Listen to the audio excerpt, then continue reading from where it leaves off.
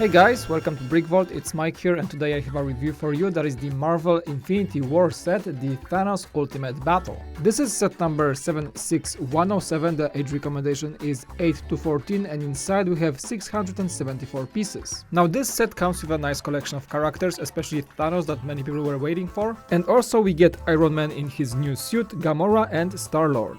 The Guardians ship, which seems to be like a new version of the Milano, looks excellent, and right off the bat I'll say that for me it looks much better than the original Milano. By the way, we have built this set during a live stream, so if you wanna see that recording I'm gonna leave some links below. But in this video we're gonna take a closer look. Starting off with the characters, we're gonna address the elephant in the room, that is Thanos. Of course this big fig is exclusive to this set, and that is the second version of Thanos we ever got, and for me unfortunately he's a bit of a disappointment. I'm not sure why, but the printing and the detailing for this character do not live to my expectations. Maybe he's a bit more cartoony, a bit more taken from the comic book, because for example Thanos in the Infinity War trailers and the movie itself obviously looks a bit more intimidating. But I think I had the same complaint about the previous Thanos from the Avenged Space Mission set. Maybe this big fig just doesn't hit the mark for me. He comes with his big sword, and of course the coolest aspect of this set is his Infinity Gauntlet that we see for the first time. It fits on his arms, and the gauntlet has a bunch of slots for the Infinity Stones obviously, so as many of you already know, you collected the stones by getting the sets. This set comes with the red Infinity Stone and fills the first slot in the gauntlet. Now moving on to Iron Man, I think that's an excellent minifigure, the best one in this set by far. This is the Iron Man Mark 50 armor with the new jetpack slash set of thrusters on the back. The net bracket allowing this to happen is the new piece for 2018, and as you can see connected to that we have 4 thrusters with some stickers and those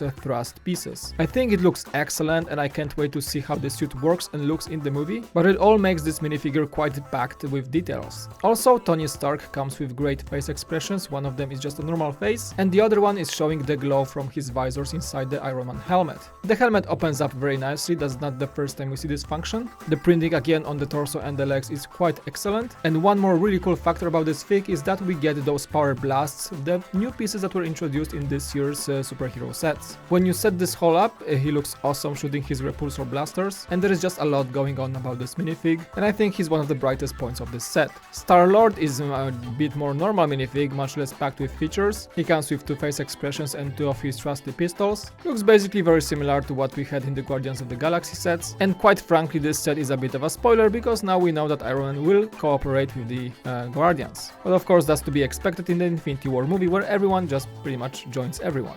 Gamora gets the new exclusive print for her torso and legs, so that's a great thing to have. Her face and the hair mode have been seen in the Guardians of the Galaxy sets before, and she comes with her trusty katanas. Quite an awesome minifig, but still in this set everyone seems to be below the Iron Man's quality of the suit. Now let's move on to the ship itself. First off, it looks great, I love the shape, all sides pretty much, it's very solid looking. If you look from the front, it looks like those wings are a bit inclined to the top, so the whole shape is looking like a diving hawk perhaps, and there is a simple technique used here, but the effect is great. The color combo of orange and sand blue and grey looks great. Some details from the thrusters and some purple elements here and there, but that just all adds to the very good look. The ship is pretty functional. First off, you open the canopy in 2 ways, just the canopy part or the whole nose to unveil the inside, and then you have something that I called the Walmart cart from the future. It seems to be like a part of the cockpit and also an escape pod at the same time, or just a space bike, whatever that thing is. You can remove it and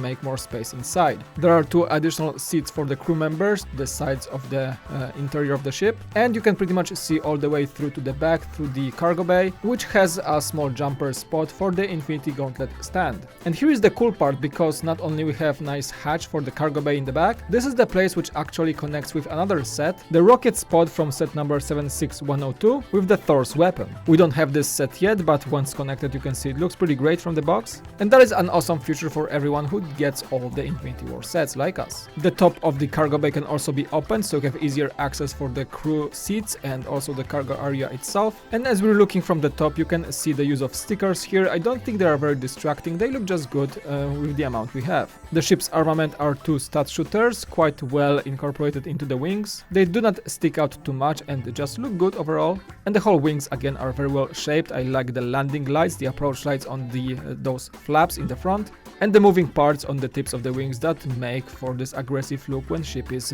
for example, diving or flying at high speeds. I like the fact that the ship is quite swooshable. First I was afraid of the connection point between the wings and the hull because those are only 4 snap connectors on each side, but apparently the wings hold up pretty well and you can grab the ship by any point you want and swoosh it around, so there is no need to be afraid for the thing to break. And quite frankly, the looks with those curves, slopes and the small even intakes, the air intakes in the bottom, can't be beaten by any of the recent superhero sets. One additional thing to point out is that this ship looks so much better than the Milano that we got from the Guardians of the Galaxy 2 sets. That set was not the best looking one and the scale was just a bit off for a ship of this magnitude, but this one has everything to be a very proper model. I think it compares more to the original Milano that used to be a very good ship from the superhero line, and I'm glad that LEGO came back to a very good modeling of a spacecraft. I think there is a very good ratio between the parts count and the size of this ship, so we don't have this effect of the ship being too small like the mentioned Milano.